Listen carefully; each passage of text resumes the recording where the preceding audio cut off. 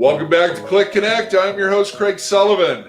Today's show is being brought to you by our good friends at Red Roof and Chicago Title National Commercial Services Group.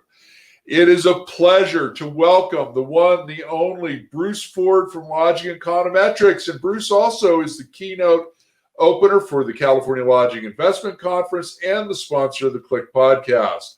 Bruce, welcome to the show. Craig, hello from snowy New Hampshire. How are you, my friend?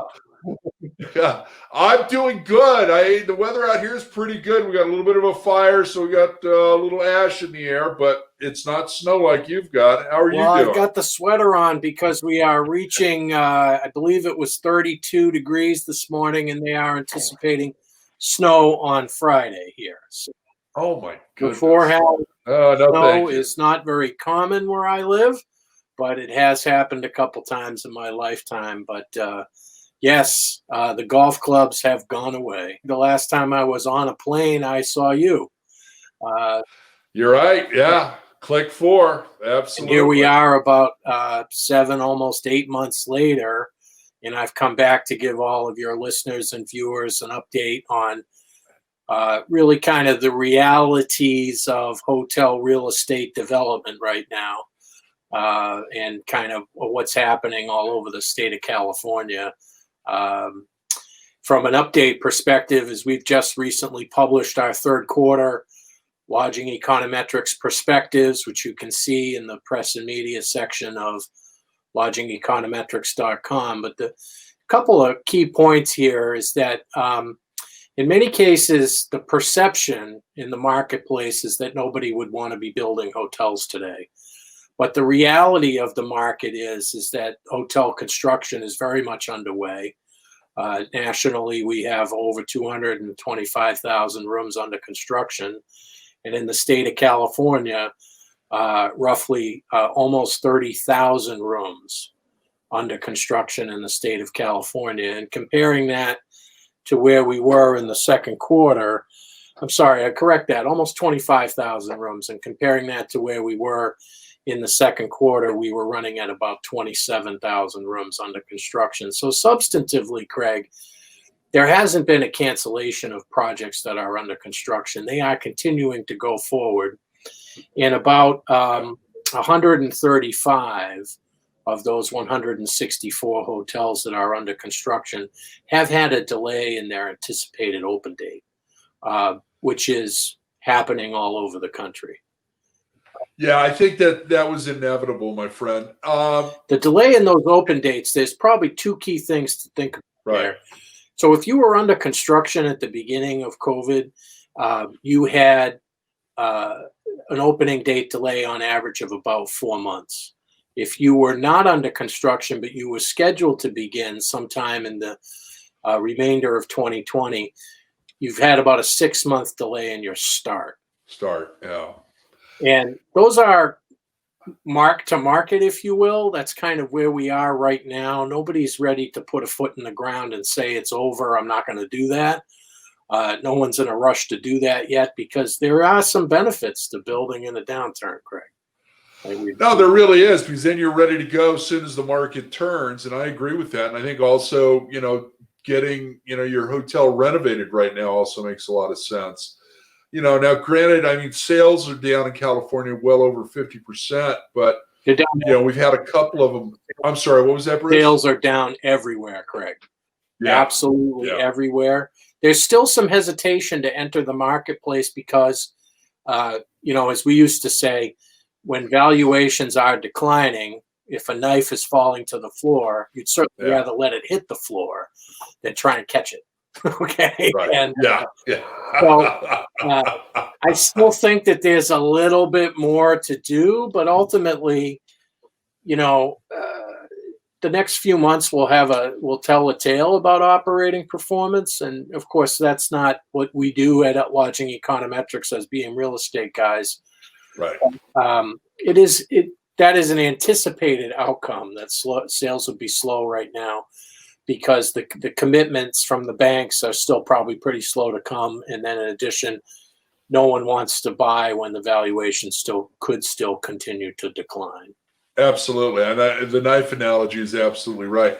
Now, how many new construction projects do we have in California right now, Bruce? 661 in the active pipeline, Craig. That breaks down with 164 of them under construction, 265 of them scheduled to begin between October 1st, 2020 and September 30, 2021. And then an additional 232 that are active in the new construction pipeline, but at this time, more than a year from planned construction start. Sorry. Okay. And you've got some pretty good renovation numbers too. And you've got how many hotels are actually getting ready to reposition in California? So this is happening a little bit more than the transactions, Craig. So in some cases, as we've talked about before, an owner that is a smaller time owner owning a few hotels, where in times that when they were good, perhaps would be renovating those with a few strong general managers and not really having to have a lot of corporate infrastructure, if you will. Well, that actually probably doesn't work in this downturn. So in many cases, those owners have turned to third-party management companies and have turned to third-party management companies to just operate their portfolio, but in some cases infuse cash into the portfolio and then leverage some of those third-party operators for their expertise in renovating, in kind of setting the property up to succeed on thinner margins, and all of those types of things that, you and I have many friends that have experience in doing this. Yeah. And it is a popular outcome today. So I didn't bring that number with me, but the number of conversions where you will have a change in brand in the state of California right now that are in the pipeline is a total of 52 properties, just over 10,000 rooms, Craig. Wow. So what that signals, okay, is that the active churn of the real estate is really there, but it's not in a traditional sale model. It's in a third-party management company change. And in some cases, it's default management change, whereby the special servicer has got access to the property now. Property, exactly. Now, so some of that is happening too. And those are going to be more urban-centric hotels, correct? That are going through this? You would think so, but there's also going to be some hotels that are central to office parks, where those office parks are just, there's nobody there. No, yeah.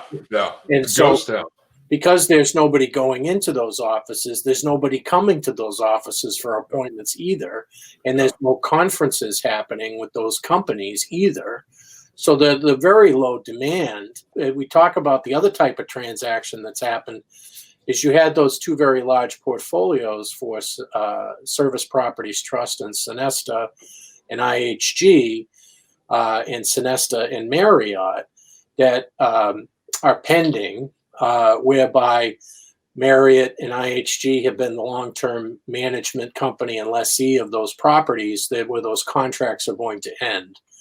And a lot of those properties are some of those great suburban office market type upscale properties that are not really doing very well right now. Will ultimately be in position to return quickly when in fact people start to go back to the office consistently. But again, that needle keeps moving further out. But for the most part, those suburban office markets would begin to pick up again when those offices begin to see occupancy return, which is not on the near-term horizon at the moment. Absolutely, my friends. Afraid we are out of time. We got to leave it there. So how can everybody get a hold of you, Bruce? So lodgingeconometrics.com. Of course, you can follow us on Twitter, Facebook, and just through the website.